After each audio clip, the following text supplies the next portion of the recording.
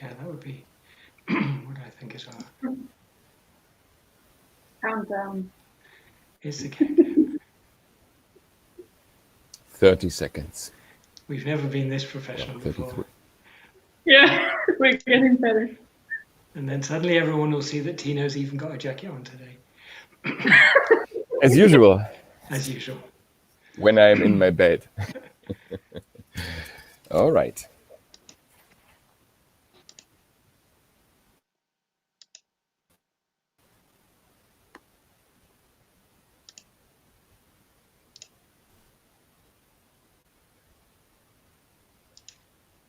Okay, we can start.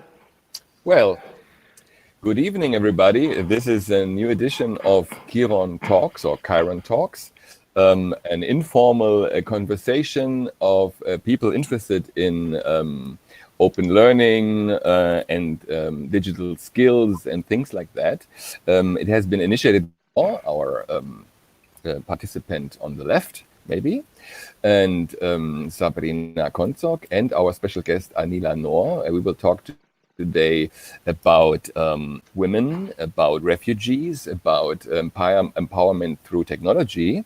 And let me hello to Anila. Hello. Oh, hi. Thank you so much for having me here today.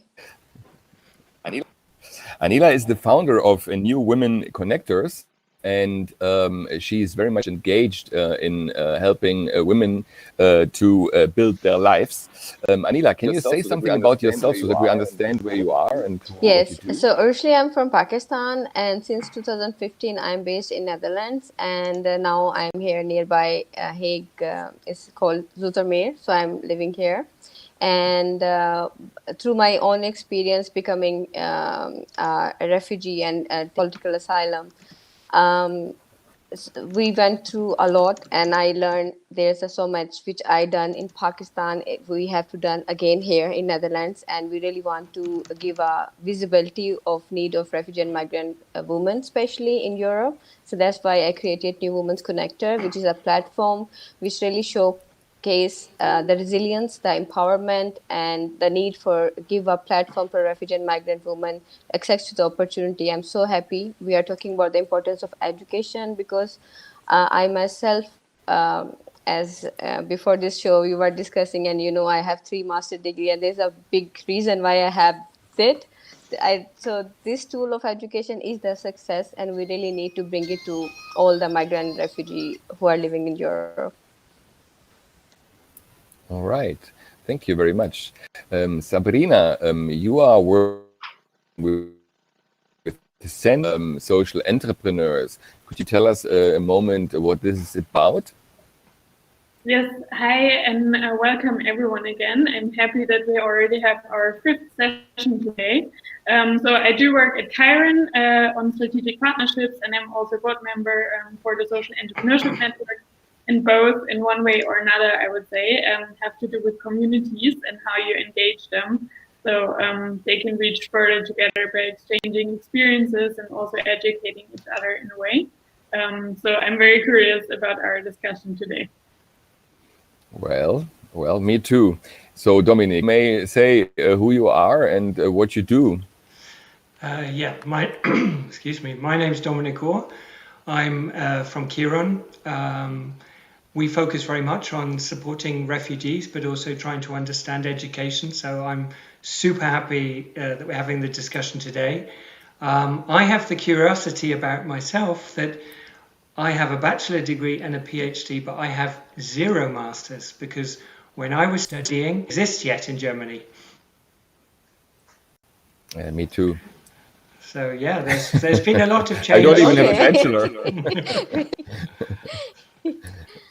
Well, there's a lot of informal learning that is very important. We have been talking about this and done something about this today too. So Anila, this is the thing, these new women connectors. How does it women help, and what help do they need? That's what we are trying to figure it out according to their selves. They want us, what they need, and how they want.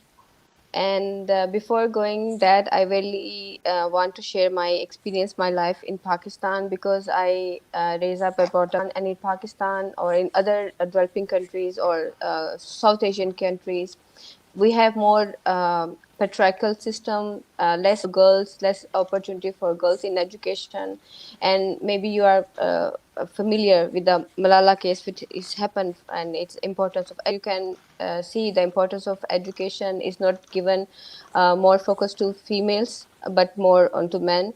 So when I was going to my college and being a fourth girl child, we had this lack of opportunity to get more regular education. But I had my dream. I really want to feel important. That's why I really want to have these degrees, because somehow I don't know how, but I thought if I have degrees, master degrees, especially from regular, then I can be a important person. So that's why I had my degree.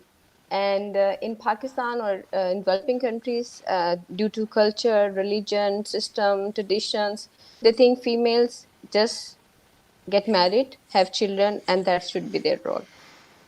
But unfortunately, this shouldn't be the case, and this is not the case. But females and even a woman who has the ability, who should be doctors, engineer, but they are only stuck in their homes with limited information, and there's no that much scholarship provided. And similar case when I came in Europe and I start working with refugee and migrant networks and with refugee-led initiative, I start talking with the representation and they debate in the policy talk about integration. I felt no one is talking about refugee and migrant women. I again suddenly felt that. And because I was with different kind of boards on a European level and global level, and I strongly felt that no one is talking about refugee and migrant women. They're just talking vulnerable. They have to stay at home because of their culture and this and that. But I am myself is an example. I said no, this is not the case. Then that's why, with the help of my other friends, we created New Women Connector. It's a platform where we bring refugee and migrant women where they came together, they come together and they talk about the problems they think is our problems: lack of education, lack of access to opportunities, like to labor market. Like if a female really want to have a integration training, she should have someone who can look after their children. You know, there's additional hurdles. They should have a transport system. They should have this kind of independent confidence even. So there's so many things which I felt is not working, and that's why I created this. And we talk about directly about policy, because policy is the main component design in system, because Europe is a structured system. So policy is really important, and education is why it's important, because education helps them to understand this policy, these debates. So this why education is the key component. I was wondering, you mentioned on the one side. Oh no, it's echoing again on my side. Okay, somebody else ask a question. Maybe. Oh, now it's okay again. Okay, you mentioned on the one side that in the policy circles, people are straight away thinking, okay, women are vulnerable, etc. But you also say that coming from certain cultures, women have been used to almost this idea. I think you mentioned when we were talking before, the only future is supposed to be the family. So what happens to many women when they are refugees and they are in Europe? Are many of them like you and say, okay, this is a totally new start for me. Now I can try and make use of these new opportunities? Or do you feel that they're held back by this understanding that they've kind of brought with them? Yes, it's not that much easy to explain, to be very frank and to be very honest, because they are living in the same their home, even in Europe. They have the structure, the family system, the tradition. They have their own home country system in their home, even in Europe. But they're really looking forward for some additional trainings. If I'm talking about education, I'm not talking about only education about from school, college, but additional trainings as well. They really need to know from where to start.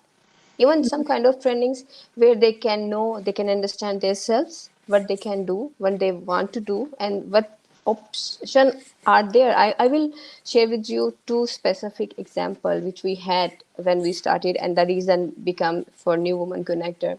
In 2018 in Amsterdam, I was having get together with a migrant woman. They are migrant women from Morocco. They were very good, and they spoke French and Arabic. This is the language they know, and here they are trying to learn Dutch because of their husband, because they're from migrant background.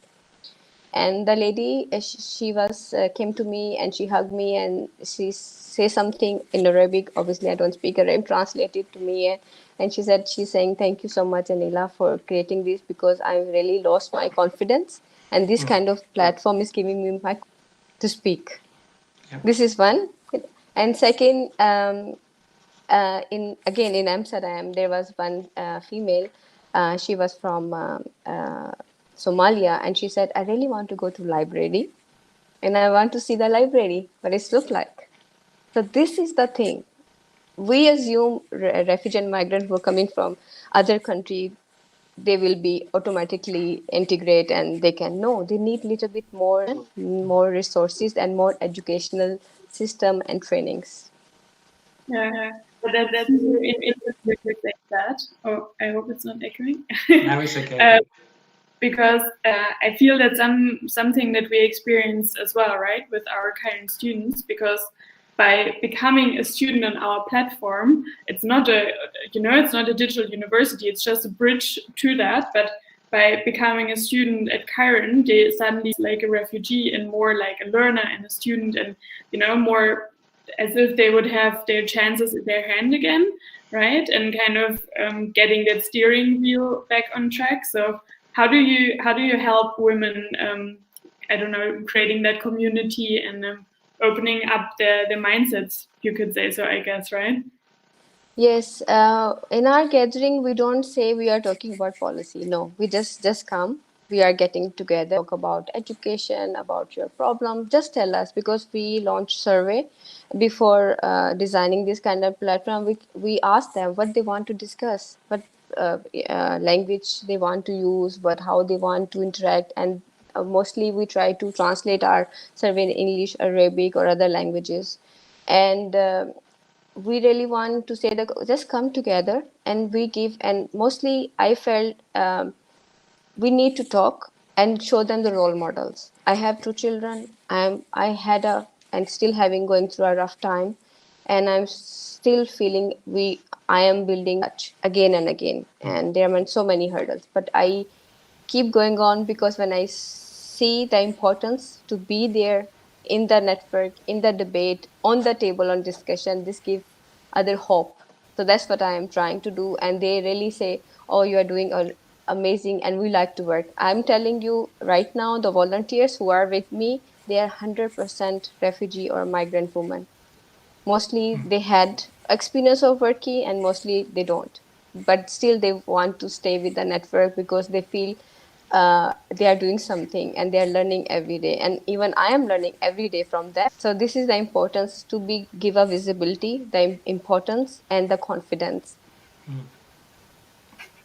Well, Anila's thing, I mean, we are now in a special situation. You have just said that you have meetings and the women can come and just talk and encouraged. But now you don't have these meetings, I suppose. So, and you know what, because I have done some interviews recently with people from different places. And one term that came up more often was the digital divide.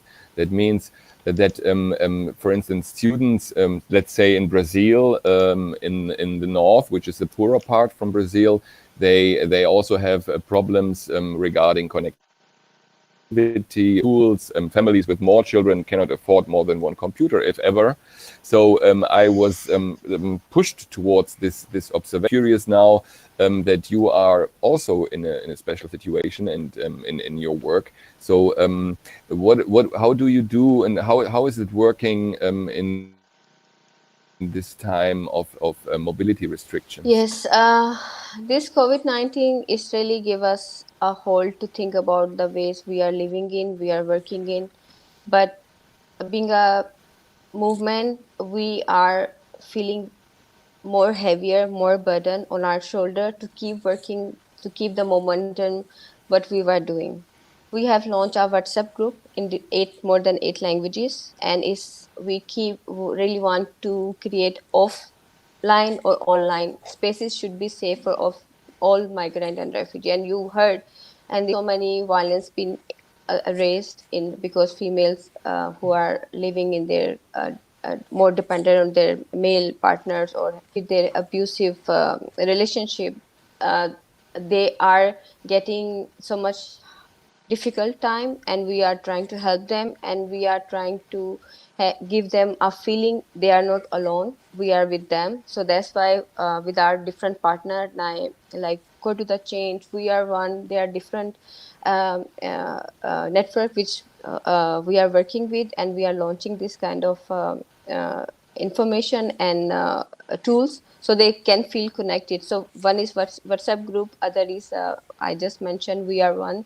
So through that platform we are giving them and help, a message they are not alone, we are totally with them, and we are living together with them, and we are in this together. And we launch our campaign, it's called Coping Together, #Growing Together. So that's why we are here together, and they are not alone, we are not alone. I suppose one of the big challenges, I mean, I'm thinking of myself for a moment, because when I came to Germany a long time ago, but it was relatively easy for me because, German cities, they look the same as British cities. Everything's a bit taller. It doesn't rain quite so much. There's just small kind of differences.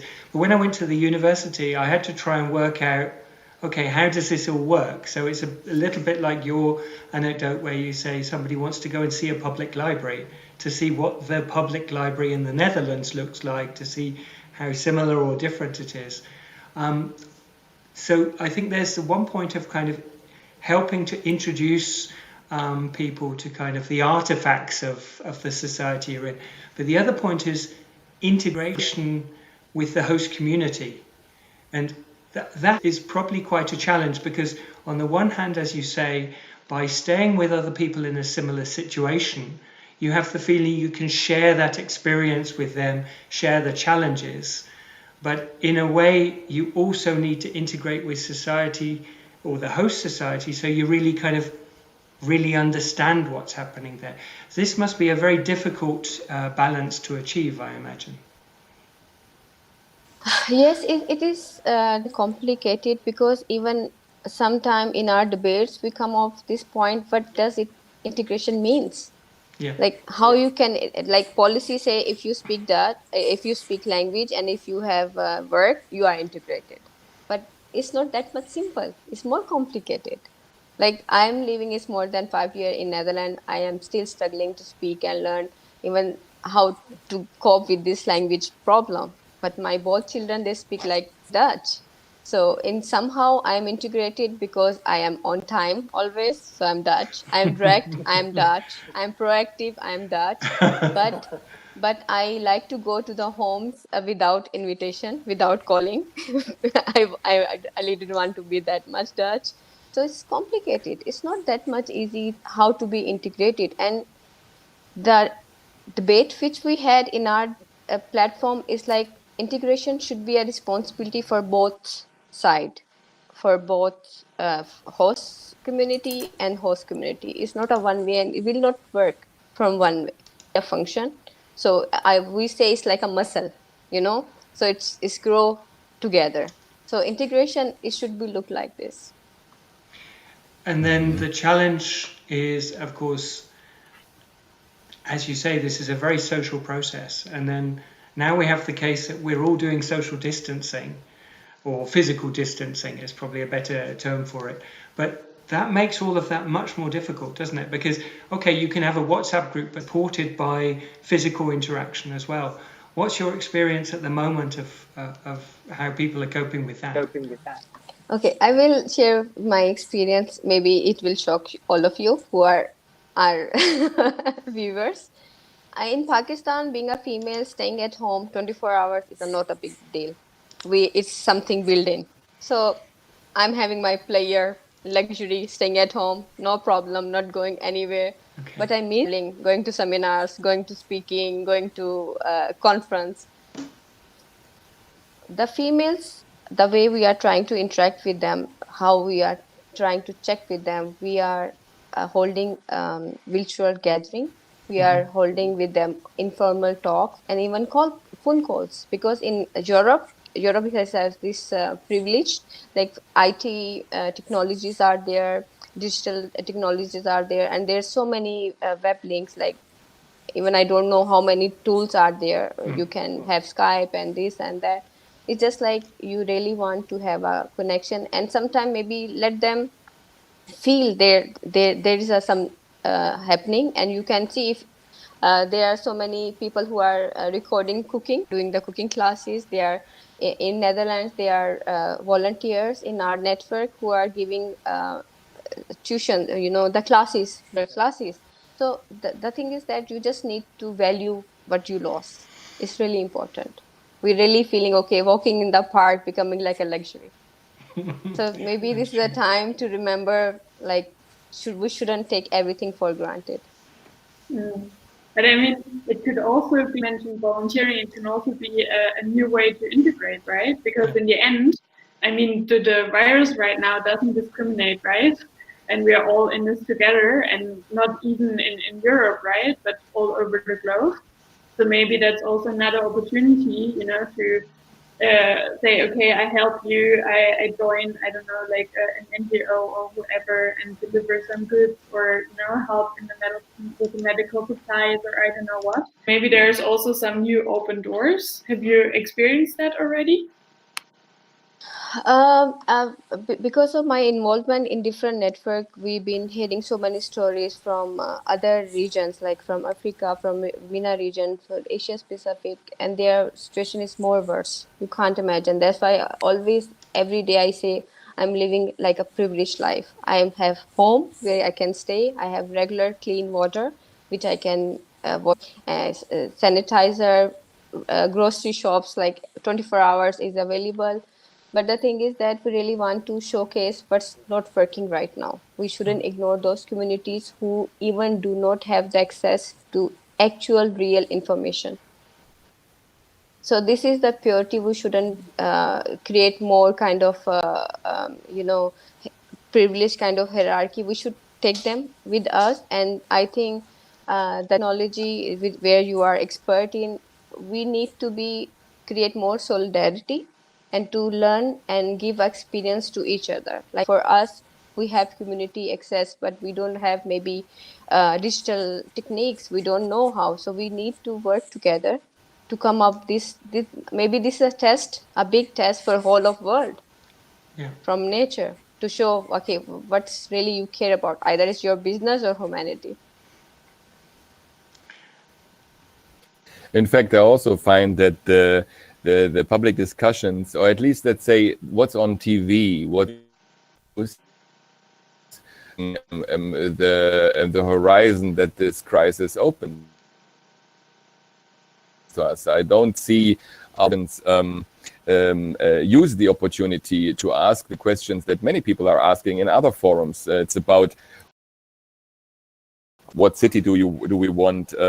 How can we change our mobility habits? Or in our very discussion now, how can we empower the ones who don't have the same access as the ones who are already at university, for instance? No, and I don't know. What is your feeling about the public debate? Probably regarding your task of empowering women. How do you feel about? Do you think that we have enough of critical debate? Somehow your voice is cutting. So can I can repeat it if you hear me now. I think we could. Can you hear me? We could hear you well, Tino. It just broke up a little bit, but so I think Anila, you heard probably the same as us. So it's about public debate. And how that's related to that go on, Tino. Sorry. Yeah, sorry. I find that we are in a time where a new kind of thinking could have a way, and I don't find this new kind of thinking in public TV, and I'm not satisfied that the critical parts come only in the internet or in the comedy shows. I wanted to ask you, Anila. So, what feeling do you have? How aware is the public debate that you follow in the Netherlands, for instance, about the necessity to help the ones who cannot participate so easily? I think the information is the key. We should give right to of information, and there in Europe, especially, they are trying to give the basic information. But again, because we have becoming more and more online kind of technology we are using, and again, I will talk about the community I'm working with very closely about refugee and migrant women. As I was sharing, they do not feel that much confident that this online platform belongs for them. They feel it's too much. Even I will share my own experience again. 3 days ago on this weekend, EU Commission, they made a big hackathon, and I pushed myself. Okay, let's try. It was my first kind of hackathon. Even I still trying to understand what hackathons means. I will be very direct because I have this Dutch influence. But the thing is that we don't feel that those platforms, these kind of high tech kind of platforms, are from for refugee and migrant women specifically. And this is my worry, how we can say no, this is important, and how we can kind of important information from them, and how we can train. Because as I said, I'm working with different kind of partners who are working with the women connector, like Code to Change other. We are trying to develop uh, woman friendly kind of trainings, so they can learn about basic thing, even how to open Skype account, how to be use Zoom link, because the safety be a digital safe for them is it should be uh, tell them before they face some kind of more violation. So this is the thing we are trying to think, but this is my worry. We shouldn't make them more burden. And talking about technologies, talking about without involving them. So this is my worry. Their gap getting bigger and bigger. There's already gender gap we were talking about. There's already discrimination we were talking about, and now this tech is educational thing is also becoming like, oh, maybe this is I don't belong from here, or this place is not for me. So how we can reduce, and we say no, this is for you, for everyone. So how we can bring equality in tech. I think So it. it's a No, way of digital literacy, right? I mean, because it's such a massive opportunity to be more visible online, right? That you have if you have a Twitter account, or you have a website, or like you can use social media tools to make others aware. But if you can't use them, then that's a digital divide gap that I'm also like super concerned about. And I mean, also we're struggling about, right? If we can offer education materials, like people need to know, like how do I even set up an email account, or how do I store my materials, and what do I do if I have low connectivity issues. And that's not only a thing in Africa or somewhere, right? Like I'm coming from the Black Forest, and we have a lot of areas where you have low connectivity issues. Yeah, I don't know, Dominic, what did you want to say about that? I wanted to say very much similar to what you've just mentioned, and it's really my hope a little bit is there are so many people who are currently feeling the same or in the same situation of, okay, now I have to deal with this digital thing, that maybe it becomes less scary and less kind of unusual. Because I think the biggest problem with tech is that it always seems so technical. And I mean, I know that sounds like a paradox because, it's an oxymoron in a way, but point is we want to use it for new ways of communicating and new ways of exchanging with each other. And many of the platforms around, many of the opportunities are quite easy to use, but we still have this first barrier, which is, oh no, I'm not going to understand that, that's too confusing, so people don't start. And so my hope a little bit would be here as well, because everyone's in the same position. Maybe we actually do get a few steps further, because I've always been very nervous about this argument which says You know, we have educational problems, formal education, particularly on-campus formal education is never going to grow or never going to scale enough to be able to include everyone. Therefore, we need digital learning for the vulnerable groups, you know, and that's just such a paradox because exactly as we said, you need a certain amount of support, both educational and also psychological in a way to kind of think to use these new tools. And you can't just force this on the vulnerable groups and say, here, that's your opportunity, while the rest of us go to the normal school or the normal university. And this, I think, has been a huge argument or a huge kind of part of the push in development, has always been the digital is going to solve it for all those that we've forgotten. But I'm hoping now we get more of a kind of a mesh or a merging of all of this. Back to what we've been talking about a lot here, which is kind of, it's about the social questions. It's about interaction, communication, feeling belonging to things. And then seeing, okay, so how can I express this belonging to a group or strengthen my links to different groups through these digital means as well? And I totally agree with Tino. We're not having any of these discussions in the public media. It's just, I mean, I've been hearing it a little bit, but I think Tino, you really put your finger on the point there, because all the news is just about the number of people who are infected. None of it is about what are we going to, why, how is this making us rethink situations, so how can we solve some of the problems we have going into the future. But this is something we're trying to do here in this discussion as well. So I'm really happy with the point we've got to already this evening. Well, I'm most also interested in this idea of this new term, community-led initiative. So apparently, Anila, you are meeting with people and you help them. I don't know. I'm asking set up groups and to find like groups with whom they can then work better. It would be very interesting to learn how this works and how you can help there, or who can help.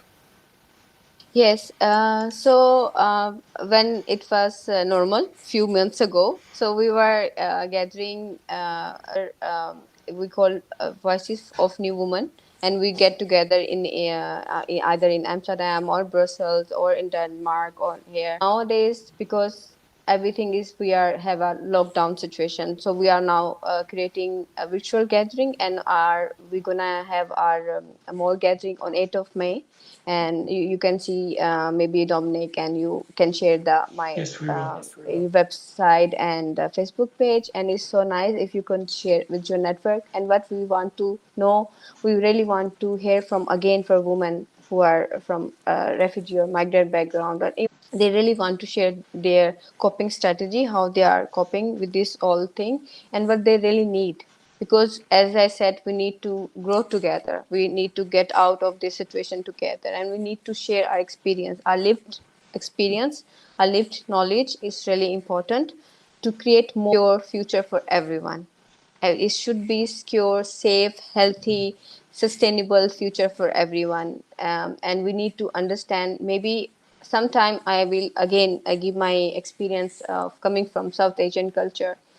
In India, Pakistan, Bangladesh, if one man, sometimes we don't think in Pakistan or India is abnormal, because we become so much normal into our life that we don't identify as a problem, you know. But here, if one man hit a woman is a big issue, you know. So this is the difference to say, and we really want to understand what these women are trying to say, what they think, what is problem, what is not working for them.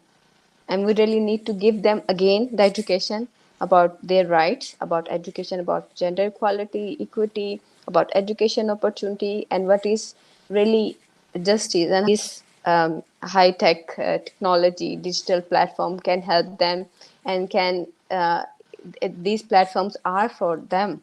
Like some from one typical group or community, but these platforms are for everyone.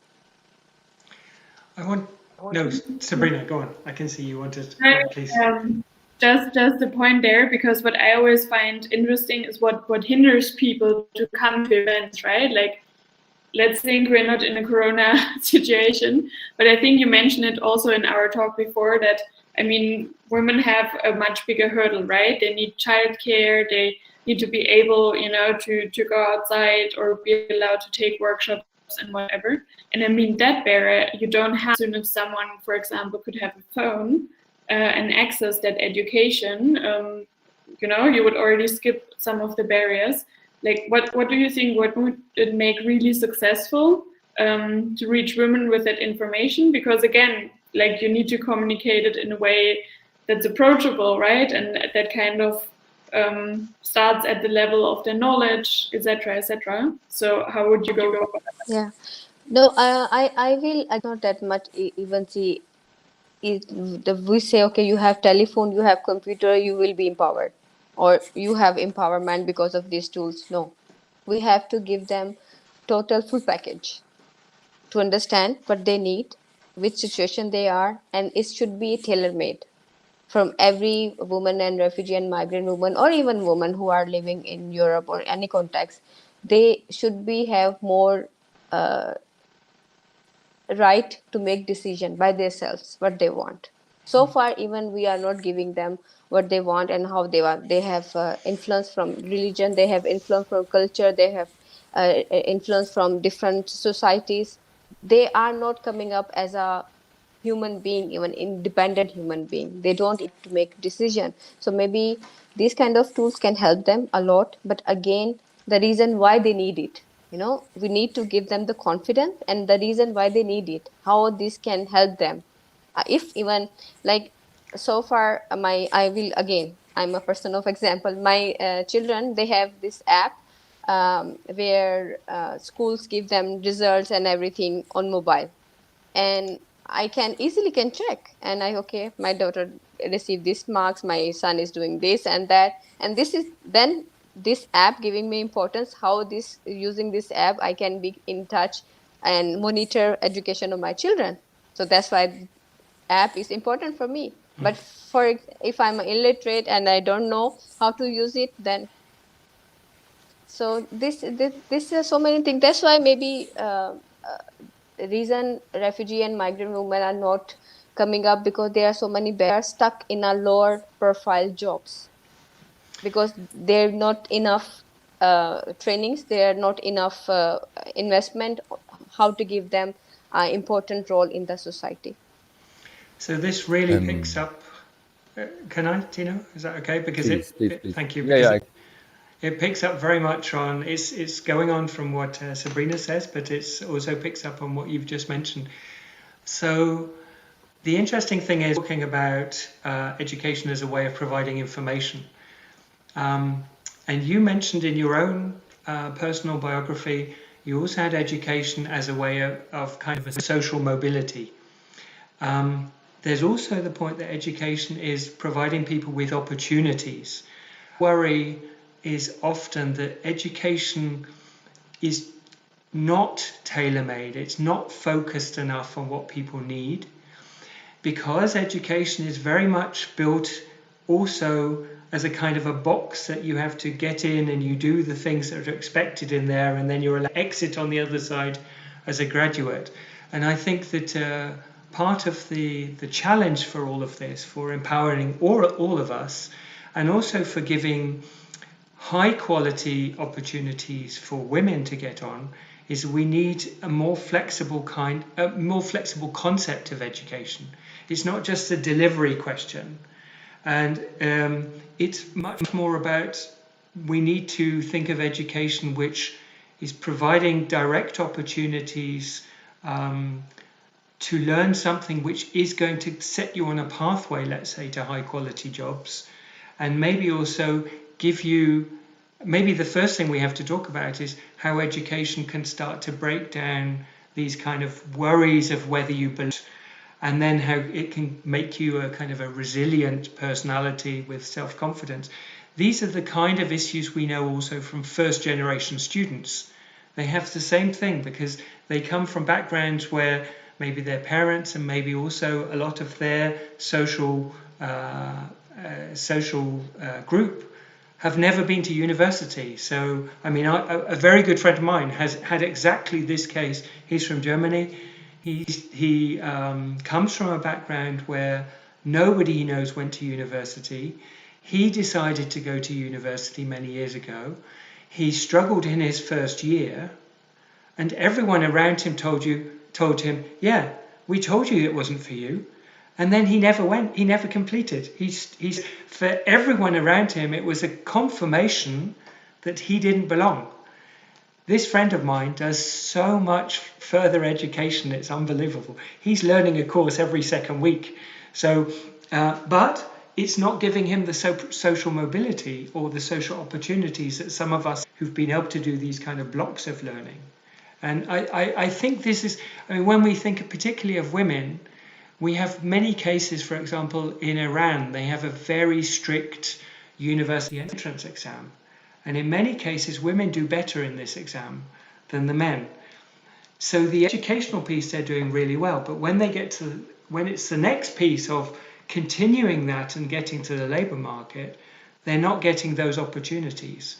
And part of it is, of course, society, but part of it is the way the education system is, I think, organized.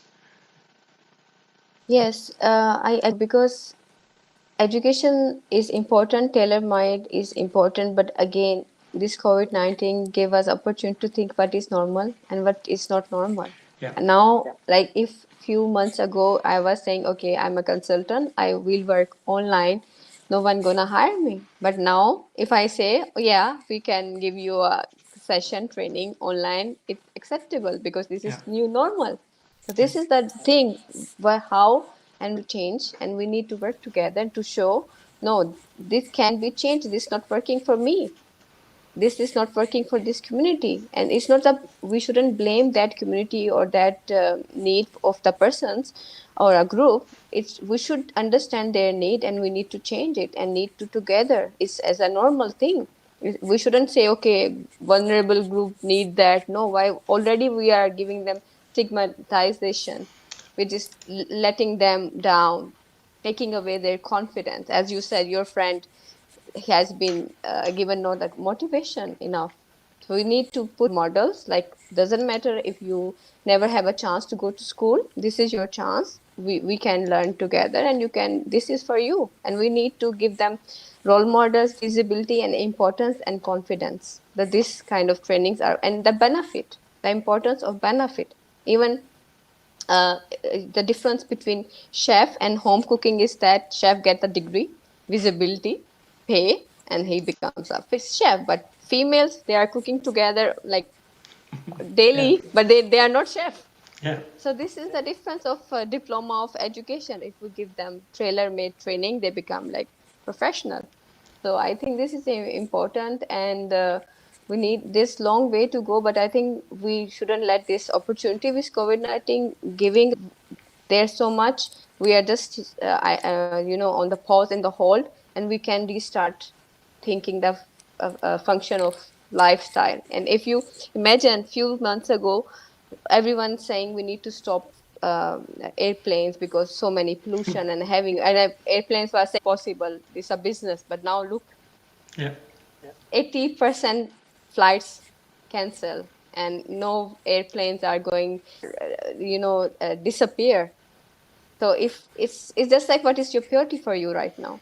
What is the purity of this world right now?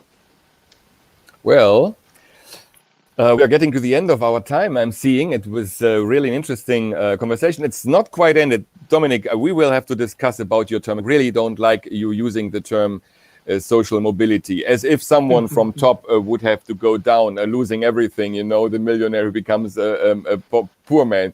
But this is a topic for another time. I have a last question, and I'm so bold to be the one to say it. That's the last question. I should have asked this right in the beginning.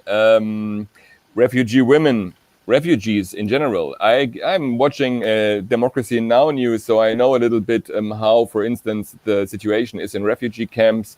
I follow the news outside the regular news to see what's going on. But refugees are not so much in the center of attention now anymore through the COVID-19 situation. Could you just tell us a little bit what you know, also not only about the women, what do you know about the current situation of refugees coming to Europe, and then maybe adding particular what you know about women, so that we have a picture of that? Is that possible? Yes, sure. As I said, I am working in different network on the global level and European level, and we were so sad, disappointed, because Europe really let us down. Europe, when it becomes epic center, they close their borders and they totally stop talking about refugee and migrant or people on move, and they suddenly forget about them and talking about citizen. It's like only few weeks ago they are say no, we need to give them some kind of health information. Even I give you an example of Netherlands, people who are waiting for their asylum application, they've been waiting and there was no information and they were in chaos. Like last week I was have a call with one female who came from Egypt, from Syria, then Egypt, and she has a long way, and she just end up in the Netherlands, and this COVID-19 hit, and she said they send me back, and they said come after when COVID-19 go right now, and when COVID-19 finish, then you come back. So this happened, and no one, and it's so strange, no one is media really giving attention. These are the really people who really need our attention. They are not living in a safe space. They left their homes because their homes were not safe. And again, they are trying to come here because of safe lives, and we are not providing them. This is their right. And in Europe, I give you a very specifically example of Greece. If you are know the Greece is the most complicated and complex situation because of refugee, and they are in a camp. There are 100 refugee living, 1,000 refugee living in a very critical situation. There's facilities, there's no clean water, and their situation is so bad. And last week, through our volunteers, we make packages for refugee children who are living there in Greece, and we are trying to deliver them and help them, support them through either is in-kind contribution or donation or any kind of things you think can help them, and we are trying to give them. And but I also give you a very good news, like example of Portugal. So Portugal government, they really give granted everyone who are waiting for their asylum or migrant, they really give them a full-fledged health insurance and right to work and support them to show cause, okay, whoever here on the waiting for their residence or on the asylum seeker, we are helping them. So again, Europe is not working in unity. So each city totally reflecting differently, not only migration or refugee, but also towards COVID-19. They are also totally reacting in a different way. Well, thank you, Anila, for this little overview. Really, I'm really glad that